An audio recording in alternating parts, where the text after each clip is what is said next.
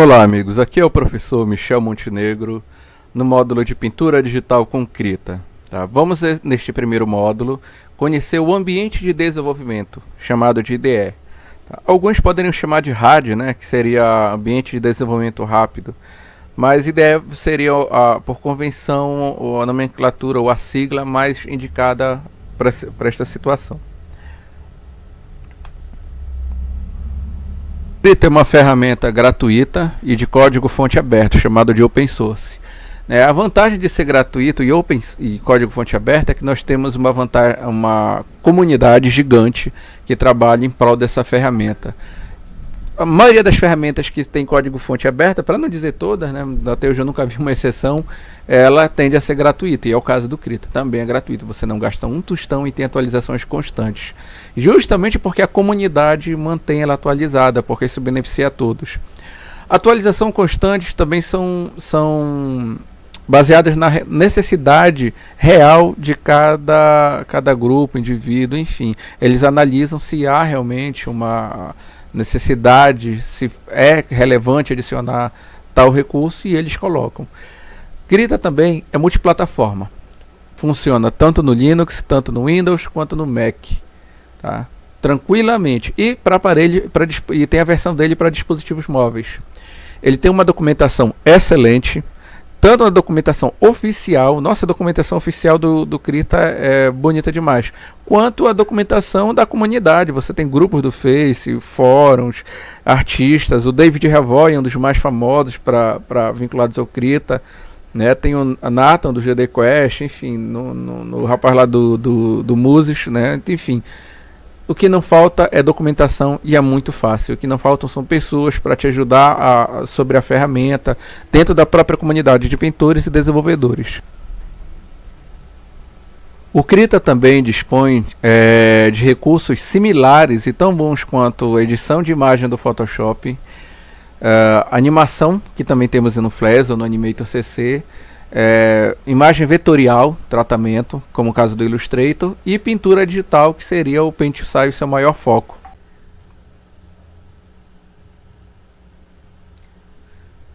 Nesse primeiro módulo, vamos apresentar a barra de ferramentas, o que é comum, temos no Adobe Photoshop, no Flash, né, em outros ambientes, no próprio Paint Sai, mas enfim, a barra de ferramentas, por mais que aparente ser simples, existem pessoas que não conhecem, não vêm do mundo da pintura, e assim que estão fazendo esse curso, porque querem começar a aprender e gostariam de entender o que é esse bando de botãozinho, esses ícones. Bom, vamos lá. Cada ícone desse tem uma função distinta, mas sempre voltado à pintura digital, como um facilitador. Por exemplo, tenta imaginar o que seria pintar num papel onde você não quer que a tinta vaze, que ela borre as laterais. Você vai usar uma ferramenta aí de seleção, onde ele vai pintar só dentro daquela área. Então, estas ferramentas, no final das contas, são ferramentas utilitárias que vão agilizar ou facilitar seu trabalho na pintura. Vamos assistir um vídeo. Esse vídeo eu quero que vocês tentem replicar, porque na verdade não é apenas um vídeo, é uma atividade. Abram Krita, que já não estiver com ele aberto, deixe o seu software aberto, acesse essa barra de ferramentas, procure no seu ambiente, porque ela já vem por padrão sendo exibida, e tente fazer teste botão a botão cada uma dessas ferramentas.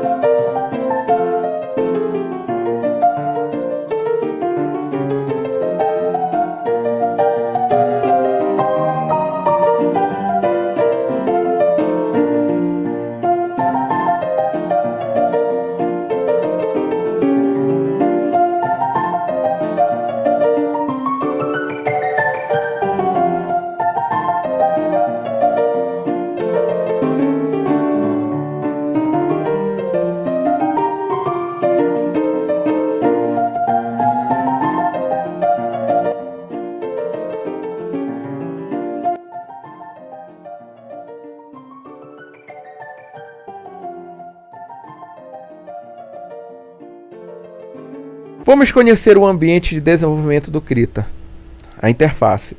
Poxa, ela já vem neste modelo? Não. Mas é o modelo que eu gostaria que vocês configurassem. Mas eu vou ensinar a configurar depois, não agora. Nesse momento, não se preocupem em mexer nisso. Só olhem e entendam aonde está cada opção. Primeiro item, opacidade. Opacidade é utilizado para gerar transparência. O quanto uma imagem é ou não transparente. Poxa, então peraí, se eu botar uma tinta vermelha embaixo, um quadrado, e jogar um quadrado azul em cima e começar a mexer na transparência, a imagem de baixo vai começar a aparecer e a de cima vai sumir exatamente. Em alguns casos isso pode gerar até um efeito de mistura, porque a cor ela vai se misturar um pouco, ela vai visualmente vai haver uma mudança. Vamos ver isso também posteriormente. Temos o tamanho do pincel. O pincel ele pode ter seu tamanho alterado. Ele pode ficar menor ou maior. Isso depende do desenho que você quer fazer e do que você quer fazer. Temos o fluxo. O fluxo pode parecer que o efeito dele é como o da opacidade. Poxa, eu testei, ele parece transparência. Não, gente. A diferença do fluxo é que, imaginem um pincel onde ele tem uns pelinhos. Aí eu molho com a tinta e passo. Depois eu vou lá e tiro mais da metade dos pelinhos do pincel de forma aleatória. Molho e passo. Se vocês notarem, nessa outra camada, a tinta vai ter menos força, tá? Menos potência no papel. Então, é o fluxo que usamos para simbolizar a redução de pelos que ficariam na ponta do pincel. São um caso de uso. O resultado visual é muito parecido com o da opacidade, mas às vezes existem muitos artistas que preferem trabalhar com fluxo, porque o resultado é diferente. Veremos em outro momento. Temos aqui a questão das cores. Aqui é um sistema básico de cor, onde nós vamos ter aquela esfera cromática, né? Verde, azul, amarelo, vermelho, enfim. Né? E no centro nós vamos ter o quê? As variações da cor. Do cinza para o branco, o vermelho bem saturado, pouco saturado. Embaixo vamos ter algumas variações, né, dessas cores. Vão ser alguns recursos extras que eu vou explicar depois. Podemos trabalhar até em questão de sombra, pegar uma variação um pouco mais detalhada e salvar essa variação de cor. Temos agora um outro módulo de cor, onde nós podemos de forma numérica digitar ou mudar ali pelas setinhas a tonalidade, a saturação e a luminosidade. Professor, qual a diferença, por exemplo, da saturação para o tom? Tom, gente, na prática são as cores. Por exemplo, azul, vermelho e amarelo. Poxa, mas eu vi aquele filme 50 tons de cinza. Não, tom é a cor, azul, vermelho e amarelo. Tá? A luminosidade diz o quanto essa cor está para o branco e quanto essa cor está para o preto. E a saturação diz o quão forte, o quanto pigmentada essa cor está. É um vermelho muito forte, muito denso, ou é um vermelho mais fraco? Então nós temos as cores, a saturação e a luminosidade. E podemos alterar por aí. Eu particularmente uso muito esses dois recursos, o sistema de cor anterior e esse daí no ambiente. Inclusive este é meu ambiente de trabalho. Temos agora uma esfera cromática que eles chamam de cores artísticas. Por quê? Porque essa esfera ela não é afetada pela ferramenta, pela barra de cores e nem pelo seletor de cores avançado. Como assim? Se eu mudar a saturação ali na barra de cores, se eu mudar a saturação aqui, a saturação também é afetada no anterior, que seria nas cores avançadas. Porém, eu posso alterar nessas duas, que não vai afetar cores artísticas. E é interessante isso, porque eu tenho uma capacidade, uma mobilidade de mexer, alterar, gravar cores e manipular destacada e gerando algumas cores diferenciadas que seriam muito trabalhosas. Vou dar um exemplo. Modificar o sistema de cores, tanto na barra quanto nas cores avançadas, às vezes é meio complicado. Mas no seletor de cor artística é bem mais fácil. Mas eu vou falar dele, porque o seletor de cor artística ele tem vantagens que tornam ele um tanto peculiar e bem interessante para o seu trabalho. Mas vai ter um módulo só para falar de cores, gente, e vocês vão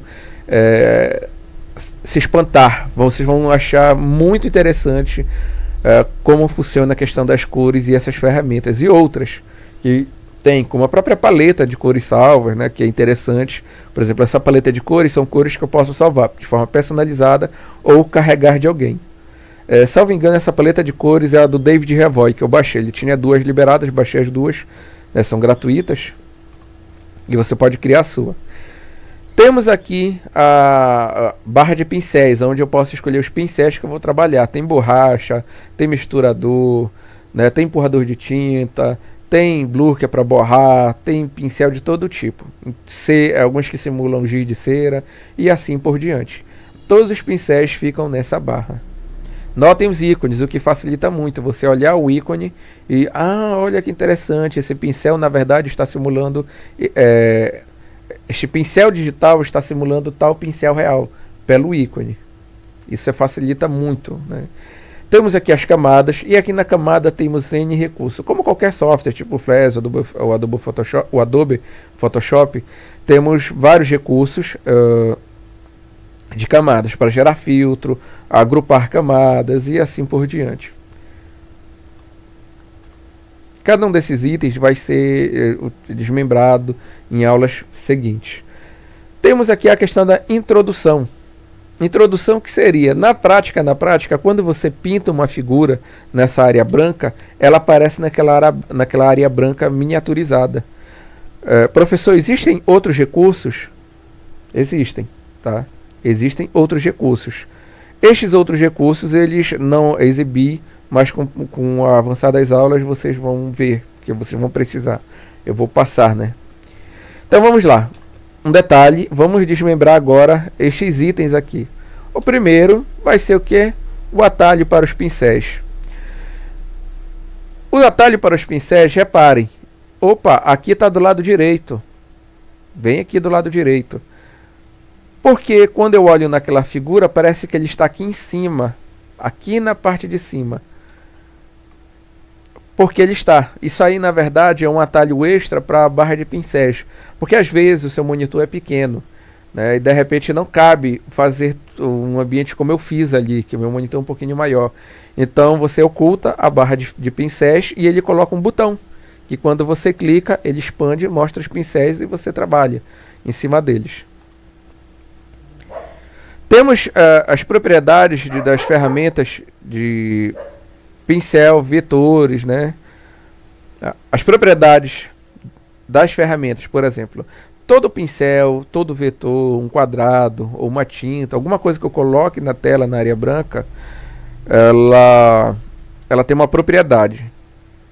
Vou dar um exemplo. Digamos que eu tenho um lápis, eu estou ali com um pincel digital, que na verdade ele simboliza um lápis. Então eu pego esse lápis e risco. Só que quando eu riscar ele vai sair torto, tremido, porque eu não sou um desenhista nato. Mas eu gostaria que a minha linha saísse reta. Então temos recursos como os estabilizadores. Os estabilizadores são normalmente utilizados para fazer com que a sua linha fique reta. Poxa, mas a minha mão treme na hora. Não se preocupe, a sua linha vai sair reta. Ele faz um cálculo matemático para pegar a média do seu último tracejado. Acreditem, funciona. Nós vamos testar isso na prática e vocês vão poder ver como a linha que vocês utilizam vai ficar bem. Existe também o recurso de criação de pincéis. Isso aqui, gente, é praticamente de 1 até 3 aulas, talvez até um pouco mais, só para ensinar como fazer e como trabalhar com pincéis, com criação personalizada de pincéis. Tá ok? Temos 16 categorias de pincéis para usar e criar. Gente, existem 16 categorias de pincéis. Isso é muita coisa. Nós podemos criar ou usar as existentes. Temos diversos recursos tornando o resultado mais produtivo, né? E quando eu falo recurso, não é só o número de pincéis, são filtros que podemos colocar. Nossa, dá para fazer um único pincel, pode ter pode ter uma carga de recursos muito grande por trás dele. Mas a ideia, gente, é sempre buscar imitar um pincel do mundo real ou uma adaptação dele, né, para ficar mais interessante. Um espetáculo de recurso, pois está entre os top ambientes de criação de pincéis, brush. De fato, é isso mesmo, gente. A criação de pincéis no Krita é uma maravilha. Poxa, mas eu faço pincéis, crio lá meus pincéis no Photoshop e uso. Pô, bacana, tranquilo, gosto, já vi várias vezes, já utilizei eles, já dei uma testada. Legal. Mas se você utilizar a criação de pincéis do Krita, você vai simplesmente enlouquecer. Se você for um fã, né, de criação de pincéis, gostar, porque eu gosto muito. Eu achei muito bacana e, gente, sem precedentes. Eles, como eu falei, o Krita é voltado para pintura digital e criar pincéis não poderia ficar longe disso. Pincéis agrupados, como assim? Na verdade, é uma forma de organizar os pincéis, a gente classifica. Eu posso criar, por exemplo, etiquetas chamadas meus pincéis favoritos, meus lápis, minhas canetas, meus pincéis de pelo. Pronto, criei 4, 5 grupos. Aqui eles não chamam de grupo, eles chamam de etiqueta, mas é a mesma coisa. E você diz quais pincéis vão ficar dentro dessas etiquetas, quais pincéis vão estar dentro desses grupos. E você acessa esses grupos de forma tranquila. É rápido, é muito tranquilo. E detalhe, você pode também chamar esses grupos por dentro da nossa roleta de pincéis. Como é que funciona? Dentro da área branca, onde eu posso desenhar, você clica com o direito do mouse, ou caso você tenha uma caneta digitalizadora, ela tem um botão que vai ativar essa opção. Podem ficar tranquilos, todas têm. Ela vai ativar essa opção. Ele vai mostrar as cores ali, o triângulo, né? As cores em volta, verde e azul, e em volta os pincéis. Mas que pincéis ele vai me exibir? Simples, você vai lá em etiquetas, né? Ali embaixo tem um botãozinho que parece um caderno. Você seleciona o grupo que você quer. Selecionou o grupo, pronto, ele vai exibir os pincéis daquele grupo. Ah, então eu posso preparar um grupo de pincéis personalizados só para aparecer ali e ter acesso rápido, sem ter que não sei aonde, eu não sei mais aonde. Exatamente, gente. E de quebra ainda posso rapidamente mudar a cor. Poxa, mas eu já não tenho as barras de cores? Lembrem, nem todo mundo tem uma tela grande. Às vezes você pode estar trabalhando no celular, num tablet. Sim, o Krita tem recurso para pintura digital no tablet. E você tem lá no seu tablet e quer usar. Então você não tem esse espaço na tela. Então você abre rapidamente esse recurso, modifica rapidamente a cor aí e começa a pintar. E uma coisa que o Krita é muito conhecido por não vai dizer que é o melhor, é muita arrogância, mas que ele está entre os melhores ambientes e sistemas de trabalho. Nós chamamos isso de workflow, fluxo de trabalho, onde você faz tudo muito rápido e muito acessível. No início, você pode até achar que não, porque eu acho que o Paint to Style é mais amistoso. Mas na hora que você se acostuma com Krita, e esse costume não é coisa de um mês, 2 meses, é muito rápido, é só começar a usar, você vai ver que o fluxo de trabalho dele é absurdo, de rápido. Temos ferramentas como o espelho. O que seria uma ferramenta de espelho? Fica lá do lado da opacidade, né, do tamanho do pincel. Ah, um detalhe, gente, o fluxo que aparece inclusive aí nessa imagem, ele não fica assim habilitado por padrão. Normalmente só vem opacidade e tamanho. E lá, você clicando, aparece o fluxo. Tem que ir nas opções do Krita para ativar. Tá? Outra aula eu ensino isso. Sim, voltando à simetria. Existe um botão que quando você marca, ele põe em uma linha, ou na vertical ou na horizontal. Vamos dizer que eu pegue a linha horizontal. Tudo que eu desenhar na parte de cima, ele desenha na parte de baixo. A vertical é a mesma coisa. Tudo que eu desenhar do lado direito, ele vai desenhar do lado esquerdo igualmente, ou vice-versa. Isso é desenho simétrico. Pesquisem pintura digital simétrica ou pintura digital na internet. Vocês vão ver várias artes simétricas. E esse recurso ele é bom, um pouco viciante, mas ele é um recurso que ajuda muito. Temos as opções de filtro. As opções de filtro, gente, funcionam assim. O Photoshop ele é famoso pelos filtros. O que seriam filtros? São recursos que eu posso utilizar, como multiplicar, dividir, a adição, que é adicionar cores. Enfim, são recursos que estão vinculados ao tratamento da imagem e ao tratamento da imagem na pintura digital. Por exemplo, eu tenho a camada A pintada de azul. Aí eu jogo uma camada por cima, crio uma outra camada e pinto com uma outra cor. Aí nessa camada de cima eu posso dizer que ela vai multiplicar, que ela vai subtrair ou dividir a cor.